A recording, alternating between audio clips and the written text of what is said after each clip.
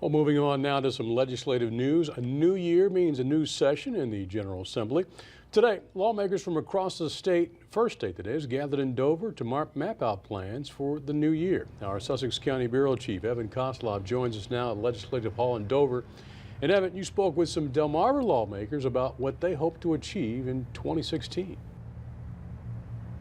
Hey there, Paul. We have 9 senators from Kent and Sussex counties, as well as 15 state reps. Today I spoke to some of them about what they consider the biggest issues in Delaware.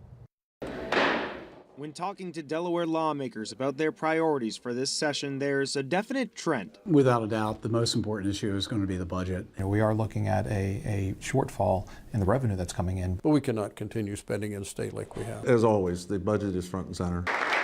In case you missed that, the budget and a possible shortfall are both high priorities. Republican Senator Brian Pettyjohn of Georgetown said another focus would be jobs. That's especially after the recent announcement by DuPont that they'd be cutting 1,700 jobs from the first state. We don't want them to go over to other states, so we need to start really taking a look at how we're going to create an environment where jobs can be created for those folks here in Delaware. Meanwhile, Kent County Senator David Lawson of Marydale says education is key. He was the prime sponsor of the opt-out bill that was vetoed by the governor. On Thursday, the House is expected to try and override that veto. If I think the tests are too invasive, too stressful, whatever the case may be, I have the right to opt them out. Meanwhile, on the Democratic side, Trey Pardee of the Cheswold area says beyond jobs, a focus should be on cost-effective alternative energy. Trying to make sure that that we're doing the right thing to support alternative energies and to expand our portfolio of energy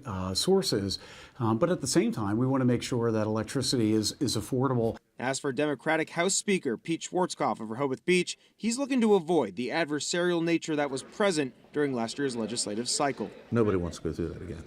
I think we're entering into January with a bipartisan look at everything. This is the way it should be, the way I want it to be. I'd much rather do things collaboratively than to sit there and fight with each other. Day one in the books as we move into another year of action at Legg Hall.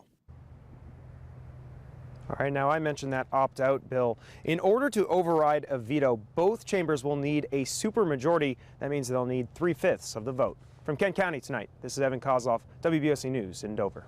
All right, Evan, thanks very much.